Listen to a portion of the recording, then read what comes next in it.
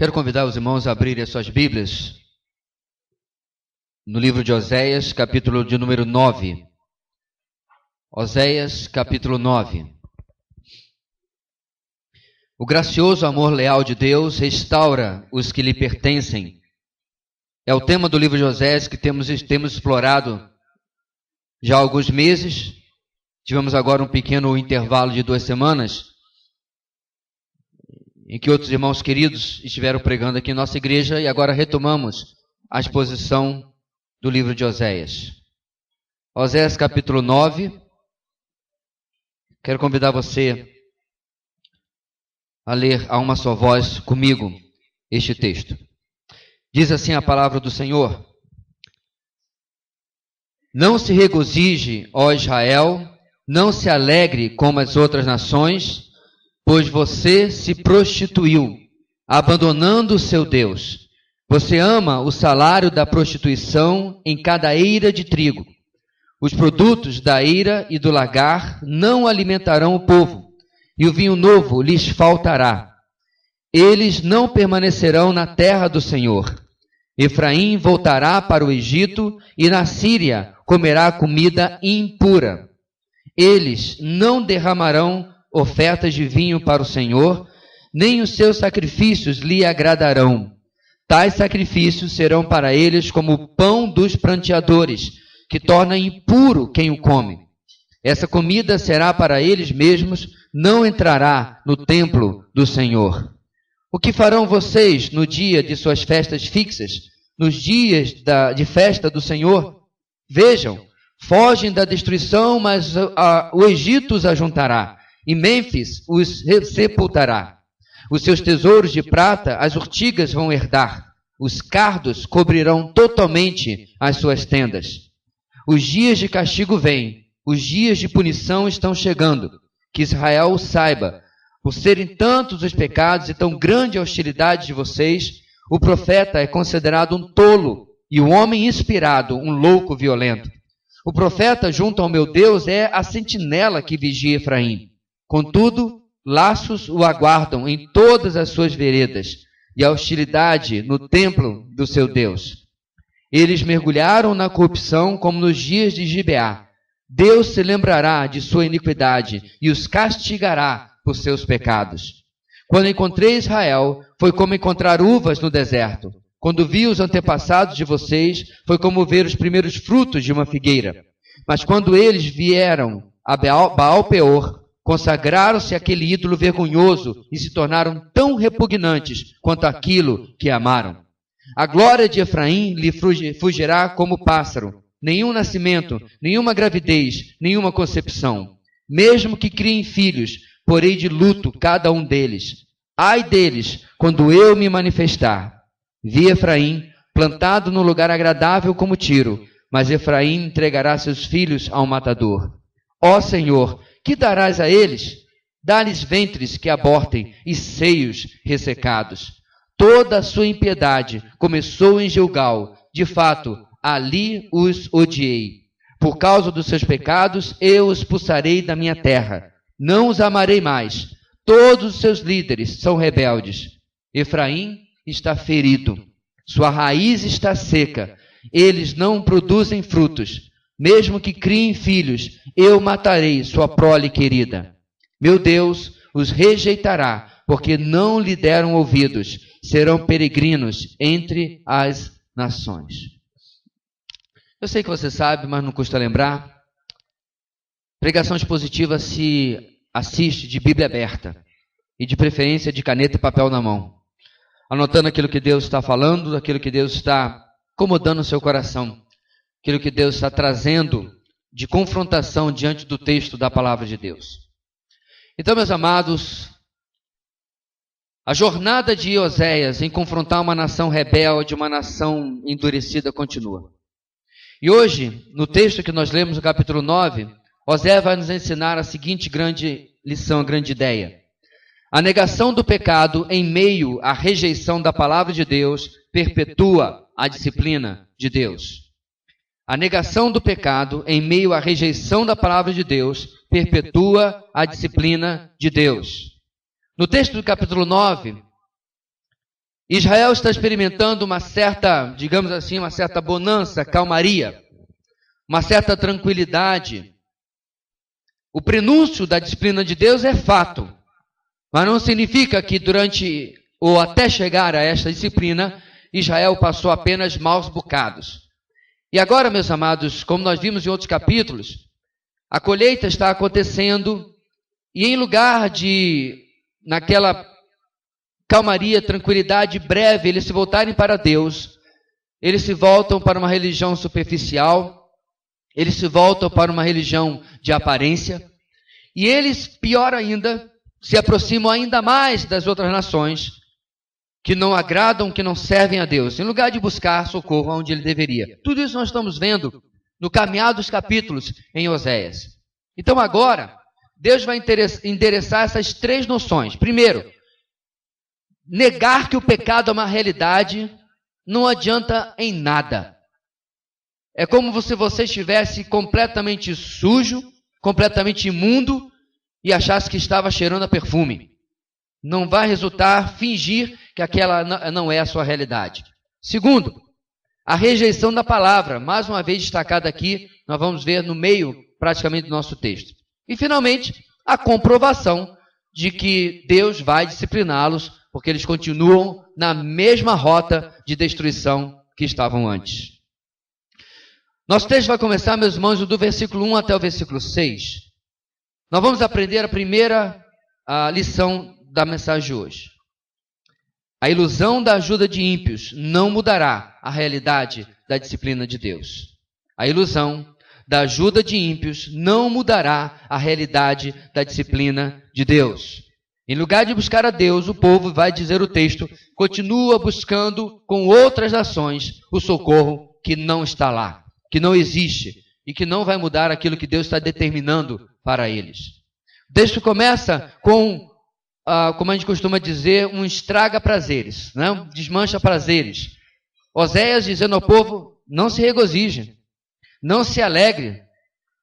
O motivo, aliás, o momento não é de regozijo, de alegria, o momento é de arrependimento, de quebrantamento. Vocês estão na contramão do que está acontecendo. Esse regozijo por causa da colheita e talvez de nações abrindo as portas para vocês é inadequado. O momento não é este. O momento é de pranto, o momento é de rasgar as vestes, como costume judaico, de jogar cinza sobre a cabeça. Como pode alguém se alegrar na mentira? Na falsa realidade, na falsa sensação de tranquilidade, na ilusão que eles criaram para eles mesmos. É mais ou menos a pessoa, meus irmãos, que diz, olha, eu não vou ao médico, não vai, que ele diz que eu estou doente. Não vai mudar. Não é o diagnóstico do médico que nos faz doente. Ele só está testando algo que já está lá. Ou seja, não ir ao médico, não irem a Deus, não irem ao profeta, não ia mudar em absolutamente nada a realidade que estava acontecendo com Israel. Porém, Israel insiste, aparentemente eles achavam que podiam enfeitar a realidade deles. E esta alegria, meus irmãos, vinha dessa associação que eles estavam tendo com nações ímpias. Mas, veja, elas se alegravam na impiedade que lhes era natural. Eram nações ímpias. Elas estavam agindo no seu próprio habitat, na sua própria cultura. Não serviam a Deus. Portanto, meus irmãos, quando essas nações estavam vivendo bem, quando essas nações estavam prosperando, elas estavam vivendo no pecado que era natural à cultura delas. Agora, quando Israel se associa a isso, quando Israel se associa a uma cultura, a uma religiosidade idólatra que devia ter repulsa, é como se eles estivessem fora do seu habitat, porque eles estavam amando, diz o texto, o salário da prostituição. É mais ou menos assim, meus irmãos, quando nós começamos a andar com quem não ama a Deus, com quem não serve a Deus, com quem não tem interesse de agradar a Deus, nós temos que comprometer o nosso comportamento, porque senão vai ser diferente, vai ser distinto. É como se você quisesse lá com a camisa do seu time sentar no meio da torcida organizada do outro time. Só se for para apanhar. Está destoando, não está combinando. Então o que Israel teve que fazer? Teve que vestir a camisa da torcida organizada. Teve que se juntar ao salário da prostituição, como diz o versículo 1. E no versículo 2, portanto, diante disso nada seria suficiente, nada satisfaria, eles não teriam nem o trigo, que é o básico, nem o vinho, que é destinado especialmente às festas, para alegrar o coração. Deus ia começar a tirar aquilo que eles estavam confiando, que era a razão, inclusive, que as nações queriam tanta relação, tanta paz aparente com Israel. Versículo 3, nós encontramos Deus já determinando aquilo que vem falando tantas vezes. Eles não permanecerão na terra que é do Senhor. Efraim, que é uma tribo apenas, mas falando sobre todo Israel, meus irmãos, voltará para o Egito. E na Síria comerá comida impura. Pastor, mas 2 países, o cativeiro não seria num país só? Osés está usando aqui, meus irmãos, de uma figura de linguagem. O cativeiro, nós sabemos a história, realmente aconteceu na Assíria. Mas Israel estava achando que aquilo não era verdade, que não iria acontecer. Então Osés usa um fato do passado, o cativeiro lá no Egito, 2.000 anos, praticamente 1.500 anos antes, para mostrar, isso vai acontecer com vocês. Só que agora vai ser na Síria. Confirmando, meus irmãos, aquilo que já vem falando, nenhuma fantasia de paz e prosperidade iria mudar a realidade do cativeiro, ilustrado aqui na menção ao cativeiro do Egito, o primeiro cativeiro de Israel. Esperava-se que o passado de Israel nunca voltasse. As promessas eram sempre, meus irmãos, de coisas maravilhosas. Quando Deus apontava para o futuro, caso houvesse obediência, sempre eram promessas maravilhosas. Porém, eles escolheram o passado de vergonha e dor. Irmãos, isso nos lembra muitas vezes a vida cristã de alguns. Deus diz para nós sobre todas as promessas que estão em Cristo na nossa vida. De tudo aquilo que Ele promete realizar, de como Ele promete não sombra e água fresca, não que tudo vai sempre muito bem, a vida cristã sim tem as suas tribulações, seus obstáculos. Nós estamos vendo em Tiago, ouvimos em Tiago exatamente sobre isso, que deve ser motivo de alegria quando passamos por tribulação. Mas ele fala, Romanos 8 cantamos hoje, que nada vai nos separar de Cristo. Mateus 28 que Ele estará sempre conosco. No final de Hebreus ele diz, nunca te deixarei, jamais te desampararei. Meus irmãos, quando nós olhamos para as promessas do Senhor Jesus para nós, olhamos para frente, é só bênção. Não é só vitória e tranquilidade não, mas é tudo bênção. Aí o que eu faço na minha vida cristã? Eu volto para comer das bolotas dos porcos, para usar a ilustração lá do filho pródigo. É o que Israel está fazendo. Olha, Israel, se vocês me obedecerem, vai dar tudo certo. Eles sim tinham promessas de prosperidade financeira. Eles tinham. A colheita de vocês nunca vai falhar. Vocês vão ser admirados pelas nações. Vocês vão ser invejados pelas nações. A mulher de você nunca será estéril. Quantos filhos você quer? Ela vai ter. Seus filhos vão ser saudáveis. Promessa, promessa e promessa. O que eles preferiram? Não. A gente quer a idolatria. A gente quer a disciplina. A gente quer a tribulação. É incrível, meus irmãos. Mas essa é a cegueira que o pecado nos traz. Essa é a cegueira que dar as costas, nós vamos ver logo sobre isso, a palavra de Deus causa no ser humano. E aí no versículos 4 e 5 ele diz, eles não derramarão as ofertas de vinho para o Senhor, nem os seus sacrifícios lhe agradarão. Não haverá uma religiosidade hipócrita vazia. Deus não permitirá. As expressões de espiritualidade nunca dão certo neste cenário de disciplina divina, porque a disciplina vem por causa da hipocrisia deles. Quando se busca, meus irmãos, a Deus do nosso jeito, afundados no pecado, o Senhor tem todo o direito de negar a autenticar essa espiritualidade. Infelizmente, vivemos em dias em que resultados são aquilo que as pessoas estão dizendo, olha, fulano é de Deus por causa do resultado. Essa semana, num vídeo, alguém chamou um dos maiores hereges da América, do América Central, de um grande exemplo, e aí citou os seus muitos milhares de membros que tem lá na sua igreja. Não importa se ele prega coisas completamente fora da palavra de Deus, o que importa é o resultado. Israel tentou fazer isso. Deus não permitiu. No caso de Israel, meus irmãos, que graças a Deus, Deus não nos trata com a mesma veemência, com a mesma prontidão, com a mesma exatidão com que tratava Israel. Quando eles estavam contaminando o culto ao Senhor, as ofertas, Deus falou, eu não vou aceitar. É do meu jeito ou de nenhum jeito. Finalmente, toda a ilusão criada do nada, de nada resolveu. Versículo 6, a disciplina do Senhor realmente viria. Vejam, fogem da destruição, mas o Egito os ajuntará e Mênfis, uma cidade do Egito, os sepultará. Os seus tesouros de prata, as urtigas vão herdar. Os cardos cobrirão totalmente as suas tendas. Meus irmãos, e exatamente assim aconteceu. A terra de Israel, quando eles foram retirados, ficou completamente deserta. O que acontece com uma terra que não tem gente? A vegetação, a fauna e a flora toma de volta. Aquilo que antes eram campos cultivados, ficaram cheios de espinhos e de mato.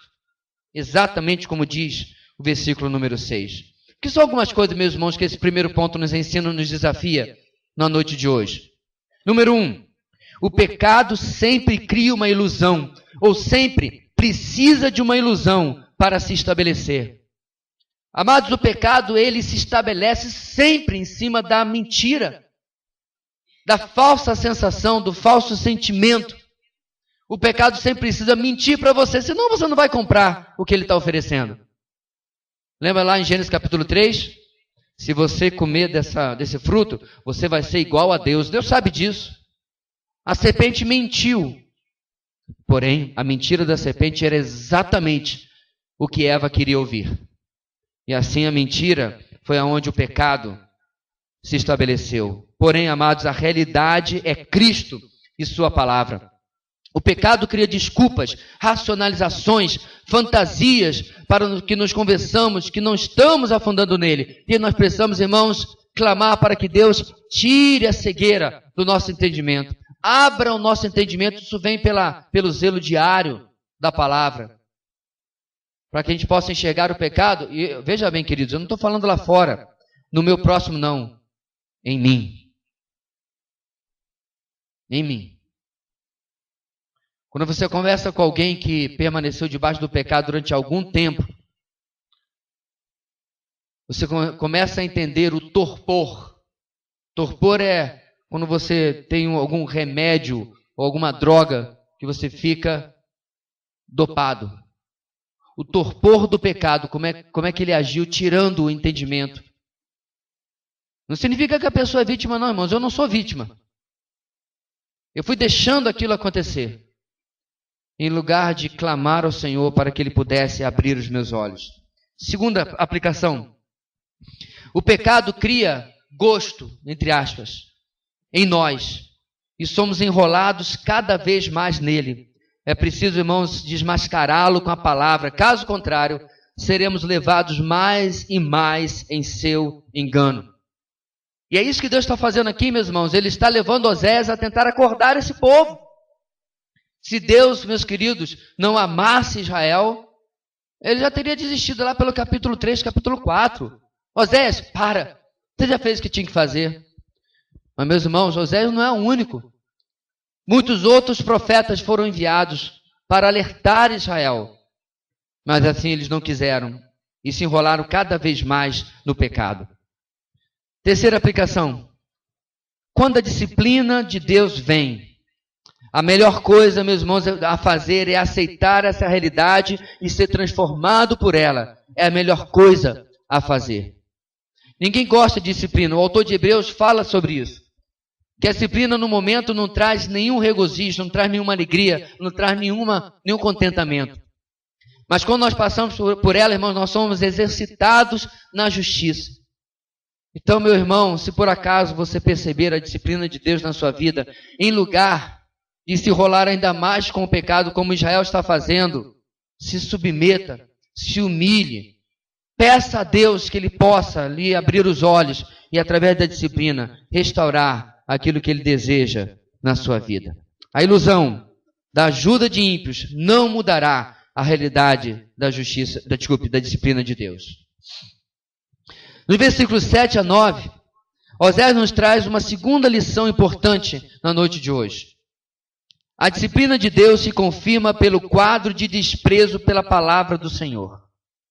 A disciplina de Deus se confirma, se ratifica pelo quadro de desprezo, de dar as costas à palavra do Senhor.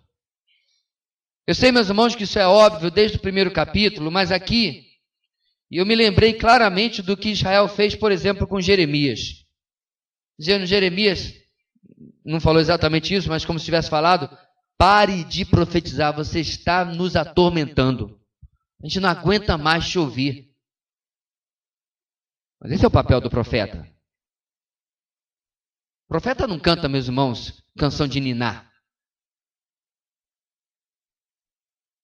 E o incrível, meus irmãos, que o profeta ouviu de Deus e falou, olha, para esse povo, você é como quem canta canções de amor. Entra por aqui, sai por aqui. Eles não dão atenção. E assim estava fazendo o povo dos dias de Oséias. Oséias então confirma mais uma vez que a ilusão não impediria a disciplina de Deus. O cativeiro iria chegar. Está no versículo 7. Pouco adiantaria ignorar a disciplina, porque ela não ia simplesmente desaparecer. Era um fato consumado. Deus já havia decretado isso, é claro, se eles não mudassem o seu procedimento. Mas o que era claro, meus irmãos, era a rejeição da palavra profética, da palavra de Deus, que era a origem de toda aquela tragédia, todo aquele declínio que o povo estava passando. Isso nos lembra, meus irmãos, nos dias de Noé, em que eles riam da sua pregação sobre a vinda do dilúvio. Riam como? Ao continuarem a sua vida como se absolutamente nada fosse acontecer. Noé pregou por décadas e décadas e décadas. E a arca foi tomando forma. Uma obra que ele fez a 4 mãos, ele e os 3 filhos. O máximo que as mulheres, a dele e as suas noras poderiam fazer era preparar o almoço, trazer talvez peças pequenas, mas as grandes toras que eles tinham que mover, 4 mãos, dezenas de anos para terminar. Provavelmente a arca se tornou um ponto turístico de zombaria. Talvez as pessoas visitavam aquela região e diziam, primo de longe, vinha, primo, eu soube que aqui tem um doido que está fazendo um barco em terra seca. Bora lá ver. Ele é o gracejo da vila. Ele é o louco da vila. Assim, meus irmãos, é como os homens dão as costas. Vivemos dias dentro e fora da igreja onde a palavra de Deus tem sido rejeitada e até ridicularizada. Dentro e fora da igreja. Enquanto no verso 8, aos olhos de Deus, o profeta é, por outro lado, valorizado. Ele é diz o texto, sentinela, alguém colocado por Deus para vigiar, para avisar. Meus irmãos, naqueles dias o sentinela ficava no alto, na guarita, ele avisava porque via mais longe, quando via um inimigo. E assim estava Oséias como um sentinela, um atalaia, dizendo, olha, Deus, não a minha visão, Deus está dizendo que lá vem os assírios. Eu me pergunto se a casa de Oséias também era um ponto turístico de zombaria. Prima, esse aqui é o doido da nossa vila. Ele só prega destruição, mas não sabe cuidar nem da mulher dele, que tem caso com todo mundo, já até a prostituta foi. E assim, meus irmãos, eles davam as costas àquilo que Deus estava falando. Armadilhas e hostilidades são a sua recepção por parte daqueles que deveriam parar tudo e ouvir a Deus. E ouvir o profeta. Por outro lado, providenciavam armadilhas e hostilidade para com Oséias. Qual é o resultado, meus irmãos, óbvio de tudo isso? O resultado que já é, meus irmãos, a rotina de Israel. Dando as costas à palavra do Senhor, se voltam para o pecado e de novo se colocam na mira da disciplina de Deus. Quando, meus irmãos, eles rejeitam a palavra de Deus e se voltam para o pecado, é como se a bomba relógio da disciplina de Deus voltasse a contar. O arrependimento poderia parar o relógio. Mas eles ouvem a palavra, talvez, figurativamente, Deus já ia colocando, sim, a esperança de Deus, eles vão me atender. o dedo no botão para parar o relógio da bomba da disciplina. Mas eles não ouviam. E agora se voltam contra o próprio Oséias. E o relógio continua regredindo. Como eu já disse outra vez, irmãos, é claro que Deus já sabia que eles não iam ouvir. Deus sabia de absolutamente tudo que iria acontecer. Mas ainda assim, Ele estende a sua mão de misericórdia. Ninguém pode, meus amados, olhando o Antigo Testamento e dizer Deus foi injusto. Se você ler o Antigo Testamento com sinceridade, com honestidade, você vê Deus estendeu a mão, até para os povos cananitas. Mas eles preferiram peitar, pagar para ver. Destruir o Egito, mas conosco vai ser diferente. Não foi. Foram destruídos também. Deus fez a mesma coisa com Israel. Mandou seus profetas para avisá-los. E no texto aqui, o que eles fazem? Eles desprezam a palavra do Senhor. O que isso nos ensina essa noite, amados? Em primeiro lugar, qual tem sido a sua atitude para com a palavra de Deus? Desde que eu sou pequeno, meus irmãos, eu ouço os cristãos dizerem que nós temos neste livro a nossa regra de fé e prática. Quase toda declaração de fé de toda denominação tem essa expressão. A Bíblia é a nossa única regra de fé e prática. Porém, meus irmãos, não é raro você fazer uma pesquisa em uma igreja e menos de 30% dos irmãos lerem a Bíblia todo dia. Eu não sei nem quantos poucos por cento já leram toda a Bíblia. Alguém publicou no Facebook uma vez, pouco importa você ler a Bíblia toda e não praticá-la. Mas não praticá-la não lendo toda também é meio difícil. Parece que as pessoas querem criar desculpas para a sua indolência. Pouco importa se os outros não praticam, o importante é eu praticar, o importante é eu conhecer. Veja bem, meus amados, as nossas manifestações de desprezo para com a palavra de Deus podem ser diferentes do que foi para Israel. Você não precisa adorar Baal. Aliás, eu duvido muito que você tenha uma estátua de Baal em casa. Eu até duvido que você tenha caído na religiosidade imoral que eles caíram. Mas, meus amados, o nosso zelo pela palavra é um fogo que tem que ser alimentado todo dia. Que a nossa história, meus irmãos, possam ver a nossa Bíblia envelhecendo conosco. E nós sendo capacitados por Deus a chegar a uma longa idade, tendo uma Bíblia que nos acompanhou, que viu o nosso crescimento, a nossa edificação, que nos confrontou e que passou ao longo dos anos ser cada vez mais conhecida por nós. Nosso devocional nas últimas semanas, inclusive, nós fomos desafiados por isso. O que nos traz, meus irmãos, particularmente como nossa igreja, a Comunidade Batista Videira, será que Deus tem recebido de nós, semana após semana, um devocional cerimonial? Protocolar? Não vou fazer o devocional porque depois chego lá no grupo de vida, né? Eu não tenho... Fica feio, fica chato. Passar vergonha. Não precisa levantar a mão e, obviamente, você não vai precisar falar, mas você pode, nesse momento, lembrar algo contundente, marcante, que a palavra de Deus falou ao seu coração nesta semana. Não é aquele tipo de testemunho... Pastor, olha, lá em 1983, eu tive... Não. Esta semana, a palavra de Deus me trouxe a um momento na minha vida cristã que eu parei para pensar durante longos minutos sobre a minha vida, sobre a minha postura, sobre as minhas decisões, sobre as minhas atitudes, sobre o meu comportamento.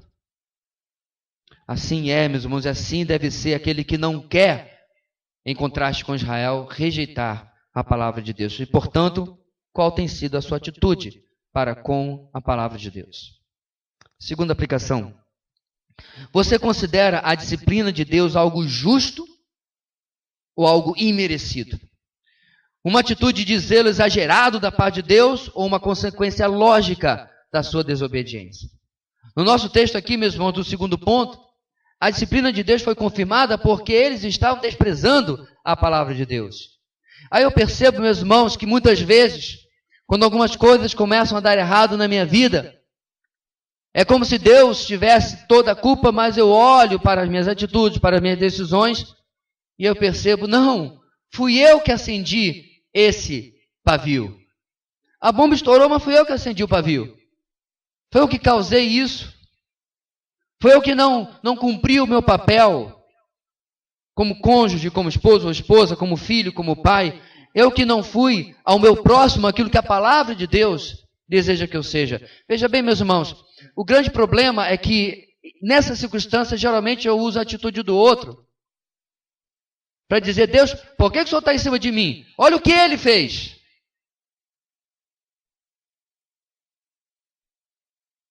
Eu me lembro agora, irmãos, quando Pedro perguntou para Jesus sobre João. Lembra esse texto lá no finalzinho do Evangelho de João? Senhor, e ele? Ele levou mais uma. Cuida da tua vida. Se eu quiser que ele fique até que eu volte, isso é problema meu. Essa é a versão para lá de atualizada, viu, irmãos?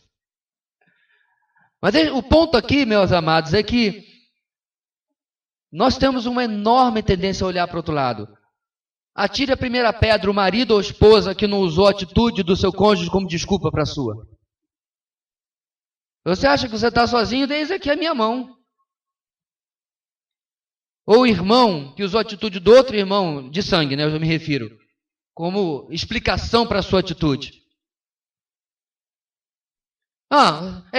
Eu dei um soco nele, mas ele, como se justificasse. Fulano, você estava estrangulando seu irmão? Mas você não sabe o que ele estava fazendo. E o menino roxo lá já no Mata-Leão.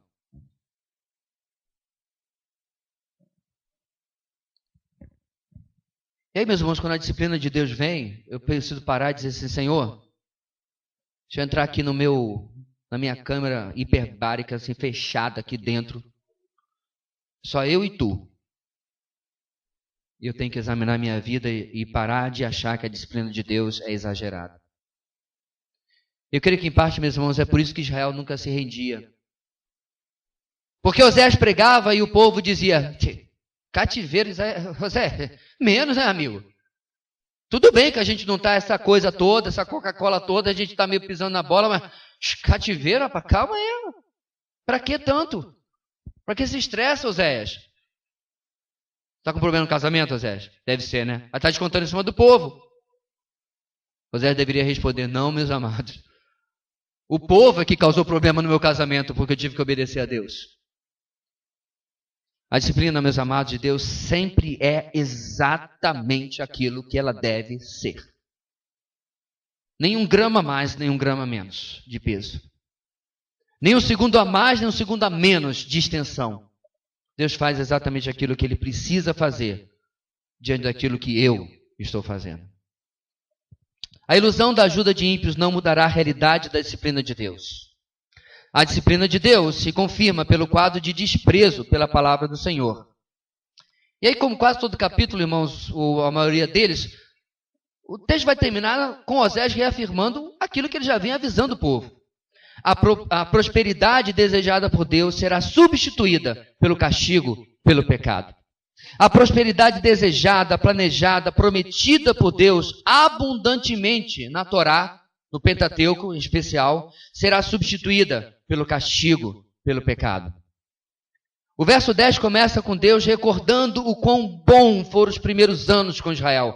Aquela época da lua de mel, estava dando tudo certo, e não foi muito longa, diga-se de passagem, mas ele compara assim de forma, uvas no deserto. Já parou para pensar, meu irmão?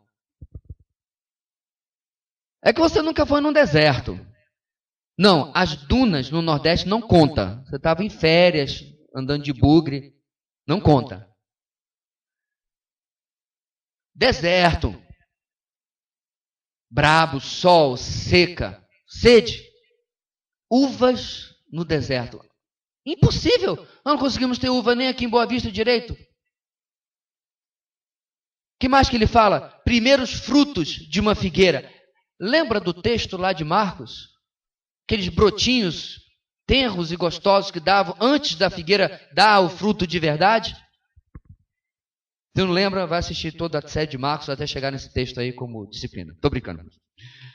Ou seja, meus amados, só coisa boa. Ou seja, Deus se regozijava na obediência de Israel e em como ele se encaminhava em determinados momentos para ser a nação que Deus prometeu e almejou e planejou que ele fosse. Porém, logo desde Números capítulo 25, Israel começou a cair miseravelmente em pecados, e inclusive em pecados sexuais com mulheres moabitas. É isso que se refere no versículo 10, quando ele diz: quando encontrei Israel, e ele diz, foi como encontrar uvas no deserto. Quando vi os antepassados de vocês, foi como ver os primeiros frutos de uma figueira. Mas, quando eles vieram a Baal Peor, consagraram-se àquele ídolo vergonhoso e se tornaram tão repugnantes quanto aquilo que amaram. O que aconteceu em Baal Peor? Números capítulo 25. Eles se misturaram, meus irmãos, apesar de Deus ter avisado tantas e tantas vezes, com as mulheres de Moabe. E para agradar aquelas mulheres, eu não entendo exatamente como, irmãos, mas isso está em todo o Antigo Testamento. Idolatria e pecado sexual quase sempre andavam juntos. Não é isso que a gente está vendo aqui em diversos capítulos em Osés? Em Números 25. Olha quantos anos fazem, séculos, na verdade. Israel já havia cometido a mesmíssima coisa. E do jeito que parece, amados, nos passa a ideia de que dentro do povo de Israel só tinha mulher feia. Mas não é isso. É porque com absoluta certeza as mulheres de Moabe se deitaram com eles sem compromisso, sem aliança, sem laço algum. E eles foram atrás daquilo e o preço foi inclusive a idolatria.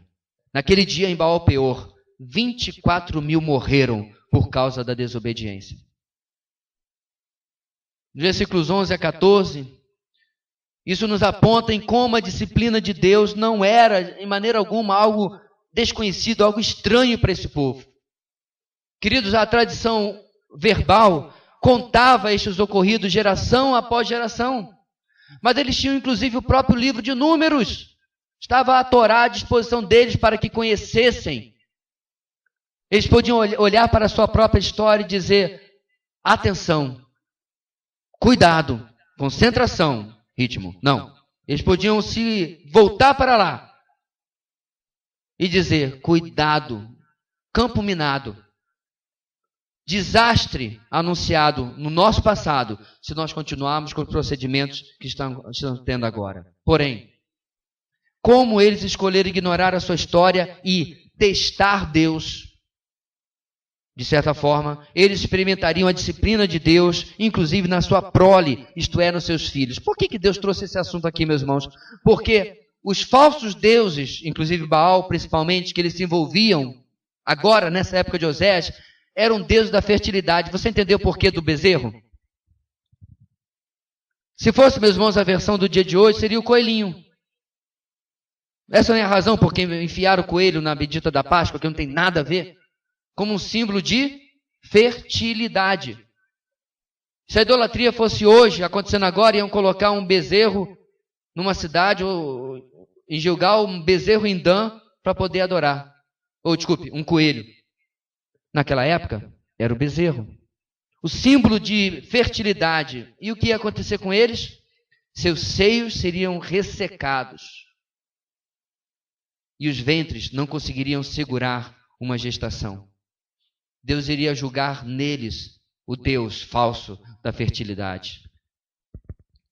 Eu me lembrei de uma imagem que eu vi de uma seca na África, e de um bebê agarrado ao seio da sua mãe, da onde não saía absolutamente nada, porque ela mesma não comia nada há muitos e muitos dias. Seios ressecados, ventres inférteis.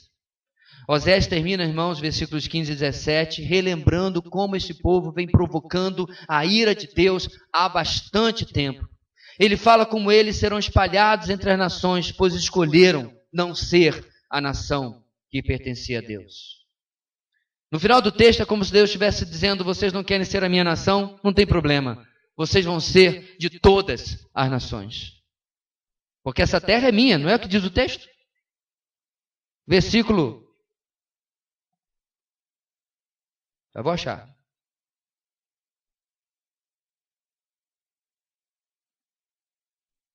Esta é a minha terra, irmãos, ajude aí. 3, isso mesmo. Eles não permanecerão aonde, irmãos? Na terra do Senhor. Não é de vocês, Israel, é minha. E já que vocês não querem ser na minha terra, a nação que eu determinei que vocês vão ser, então vocês vão ser espalhados, vão ser de muitas nações. Quais são as duas últimas aplicações, irmãos, que esse texto nos traz? Mais uma vez, como nós já mencionamos, inclusive, hoje na EBD, mais importante do que começar bem é terminar bem. A nação de Israel começou muito bem.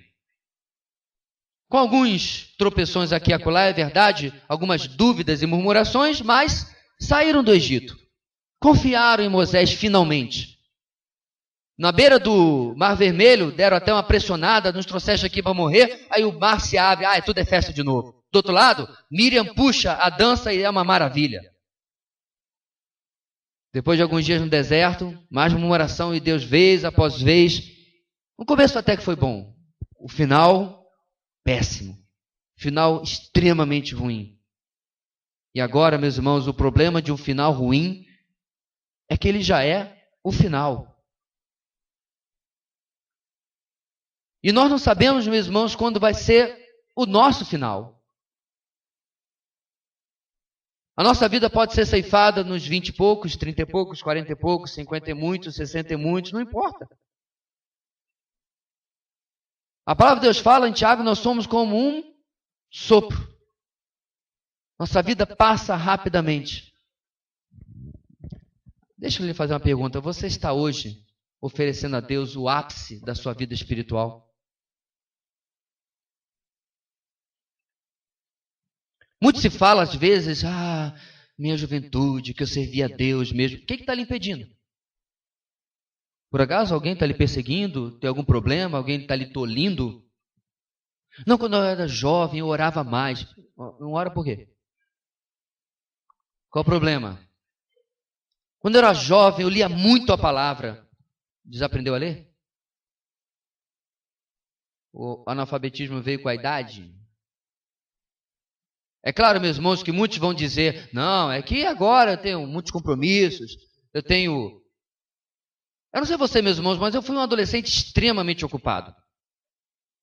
Em determinado momento, eu trabalhava durante o dia, estudava à noite, tinha a minha banda, eu tinha aula de violão, aula de inglês. Eu tinha que separar um tempo na minha agenda para respirar. Portanto, não sei você, mas eu não posso usar a desculpa de que naquele tempo eu tinha muito tempo. Então, volto a perguntar. Nos seus 20 e poucos, 30 e poucos, 40 e poucos, não importa. Você está no ápice da sua vida espiritual. Se a sua vida já estivesse no fim, você já poderia dizer, eu comecei bem, mas eu estou terminando pela graça de Deus muito melhor. Se não é realidade, meu amado, eu acho que essa é uma ótima resolução hoje para você. Porque a pergunta que surge é por que esperar algum tipo de, evento? Não, vai acontecer um negócio, eu vou para um acampamento, para um encontro, por sei lá que tipo de coisa, que aí sim, sabe qual é a minha experiência, meus irmãos? Quando você vai em um evento, você recebe aquela injeção de adrenalina espiritual, você sai de lá querendo ganhar o mundo inteiro para Jesus, vai abrir uma colônia em Marte, eu vou para lá. Você está disposto, não dura um mês. É como uma garrafa de energético. Mas logo, vai embora. Eu costumava tomar muito guaraná para estudar. Mal piscava. Até longas noites. Mas no dia seguinte, não serve. Não é o evento. Sábado vai ter o culto da juventude. Não vamos, porque Deus vai fazer grandes coisas. Meu irmão, Deus faz grandes coisas você sentado numa praça. Porque Ele é Deus, Ele não depende de reunião, de evento. Aliás, Ele não tem nenhuma obrigação com calendário de homens. Como, por exemplo, a quarta-feira dos milagres. E se Deus quiser fazer milagre na terça? Foi na quarta, perdeu. Não funciona assim. Onde está o seu Deus? Meu Deus está nos céus e faz tudo conforme lhe apraz. Inclusive, agir na nossa vida quando Ele bem quer. Porém, meus irmãos, volto a perguntar. Você está no ápice da sua vida espiritual? Se não está, você tem coragem durante essa semana de parar diante de Deus e dizer, Senhor, eis aqui a lista das coisas que estão atrapalhando a minha vida. E ninguém é culpado por isso. Não é filho, não é mulher, não é marido, não é emprego, não é ministério, não é ovelha, não é pastor. Minha culpa, minha máxima culpa. E eu quero tratar isso aqui contigo, Senhor. Item 1 da pauta, item 2 da pauta, item 3. E você vai um por um percorrendo para saber como nós podemos, em forma contrária a Israel, não apenas ter começado bem, mas terminar muito melhor. Finalmente, segunda lição, tenho eu aprendido com a minha história e com a história de outros? Israel não aprendeu. Muitas vezes, irmãos, nosso coração orgulhoso e vaidoso olha para os erros e quedas de outras pessoas até com certa altivez. Pastor fulano caiu em pecado. Irmão ciclano está no mundo. A filha do fulano casou grávida. O filho do Beltrano está assim, está assado, está nas drogas. Mas na verdade, meus amados, isso é uma tolice e perda de tempo. O nosso olhar deveria ser de misericórdia, primeiro intercessora ou intercedora por aquela pessoa. Mas também nossa atitude deve ser de humildade e quebrantamento, pedindo misericórdia por si mesmo. Toda vez, meus irmãos, eu participo de um grupo de pastor, toda vez que nós comentamos de um pastor, quer seja inclusive um pastor que pode não ser do nosso meio, pode ser até de uma denominação meio mas quando nós sabemos que houve uma queda de alguém, atrás de quem muita gente se espelha, o sentimento que aparece no grupo que eu participo é de quebrantamento, porque poderia ser eu. Porque para estar de pé, meus irmãos, precisa de graça de Deus. E para cair, só basta ter um dia estado de pé. A palavra de Deus nos adverte aquele que está em pé, cuidado para que não caia. Portanto, fica aqui a pergunta. Eu tenho aprendido com a minha história, com os erros e com os erros dos outros, em lugar de altivez, tem me produzido humildade para poder chegar, meus irmãos, ao final da minha vida com Deus, sempre melhor do que o dia que eu comecei. Que Deus nos permita, meus irmãos, olharmos mais uma vez para a experiência de Oséias, para a experiência do povo de Israel e ver, meus irmãos, a graça de Deus manifesta em avisar esse povo mais uma vez, que se voltassem, que desse as costas ao pecado, ouvisse a palavra profética, a palavra de Oséias e se voltasse para o Senhor. Porque o gracioso amor leal de Deus restaura os que lhe pertencem. É isso que Israel está ouvindo vez após vez, através da boca de Oséias. E hoje, a negação do pecado, em meio à rejeição da palavra de Deus, perpetua, mantém a disciplina de Deus. E eu tenho certeza, queridos, que não é isso que nós queremos. Nós queremos experimentar a misericórdia de Deus, a graça de Deus, a restauração de Deus em cada passo da nossa vida. Não tem uma semana na mesmice. Não tenha semana em que ela passe sem que você questione a si mesmo diante da palavra que você ouviu. Prepare-se para compartilhar sim no seu grupo de vida, na quarta, na quinta, no sábado. Mas prepare-se realmente dizendo, olha, isso aqui foi algo que desde o domingo Deus vem agindo e trabalhando, mexendo, moendo na minha vida. Vamos, meus amados, andar na contramão de Israel. Sermos gratos pela palavra de Deus, mesmo que seja dura. Que ela possa nos confrontar de tal maneira que nós possamos dizer, Senhor, eu tenho chegado ao ápice da minha vida espiritual em comparação ao meu passado. Mas eu sei que eu ainda posso ir ainda mais longe pela tua graça. Vamos colocar de pé, meus irmãos, e orar nesse instante. Queria chamar o irmão Cédric que nos dirigisse nessa última palavra de oração.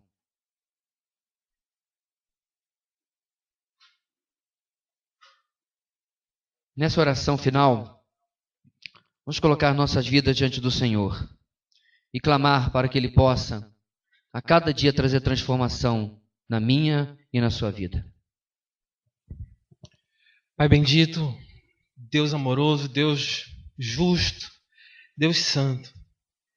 Deus que nos mostra através da sua palavra, ó Deus, como nós precisamos nos voltar para ela e endireitar os nossos caminhos, Pai.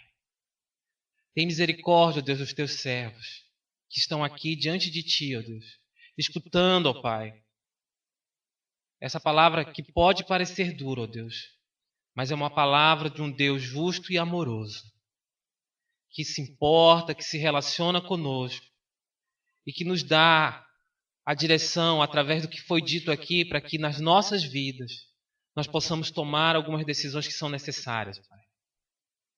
Cuida, ó Deus, para que nós não sejamos somente ouvintes, ó Pai, mas que nós possamos praticar a Tua palavra, ó Pai. Cuida, ó Deus, para que eu, ó Pai, para que cada um aqui possa olhar, ó Deus, para os erros cometidos no passado e buscar mudança, ó Pai, hoje, Senhor. Que aqueles erros, ó Deus, aqueles pecados, aquelas quedas, ó Pai amado, tragam, ó Deus, a nossa memória, ó Deus, que nós precisamos depender de Ti. E ao mesmo tempo, Senhor, faz, ó Pai, com que a Tua misericórdia seja sempre derramada sobre nós, ó Pai. Ó Deus, eu te peço que Tu estejas avivando em nosso coração, através da Tua palavra, a vontade de Te buscar, Senhor. Que nós não possamos, ó Pai amado, simplesmente cegar, ó Deus, de domingo após domingo, escutar o que o Teu servo traz de Ti a nós, e não, ó Deus eterno, buscar mudança nas nossas vidas, Senhor. Faz, ó Deus, com que a Tua palavra ela seja viva, ela seja eficaz, ela realmente, ó Deus, nos divida, ó Pai, através, ó Pai, que nós lembremos, ó Deus eterno, que a Tua palavra ela é santa e ela fala hoje, ó Deus. Que esses exemplos, ó Deus, que foram dados aqui essa noite, ó Pai, nos mostram, ó Deus eterno, como nós precisamos depender de Ti, Senhor. Faz, ó Deus, com que nós possamos buscar, ó Pai, na caminhada, sempre a Ti. E eu te peço, ó Deus, que, ó Deus, se nós estivermos sendo disciplinados por Ti, ó Deus, nós possamos perceber isso e mudar as nossas atitudes, ó Deus. Não, ó Deus, como servos mimados, nem, ó Deus, como aquelas pessoas revoltadas, ó Pai amado, mas, ó Deus, em submissão à Tua soberania e à Tua justiça. Muito obrigado, ó Deus, porque a Tua palavra fala sempre, ó Pai. Que a Tua palavra chegue sempre aos nossos corações e opere as mudanças que são necessárias, ó Deus. A começar, ó Deus, pela Tua igreja, a começar por cada um aqui essa noite. Muito obrigado, ó Deus, porque nós podemos, ó Pai, escutar a Ti essa noite, Pai. Em cada momento, em cada fase desse culto. Nos ajuda, ó Deus, essa semana. Faz, ó Deus, com que tudo, ó Deus, que nós possamos fazer seja para Te honrar, para Te bendizer. Faça, ó Deus, com que nós estejamos atentos, ó Pai, ao Teu querer, ó Pai, e não sejamos rebeldes, ó Pai, nem obstinados, mas que nós sejamos, ó Deus, filhos submissos a Ti. Esse é o meu pedido, ó Deus, essa é a nossa oração nessa noite, Senhor. Um coração, ó Deus, grato a Ti, porque Tu tem cuidado de nós a cada momento. Essa é a oração, é o pedido, é com gratidão que nós viemos diante de Ti, ó Deus, em nome do Teu Santo Filho Jesus Cristo. Amém, Pai.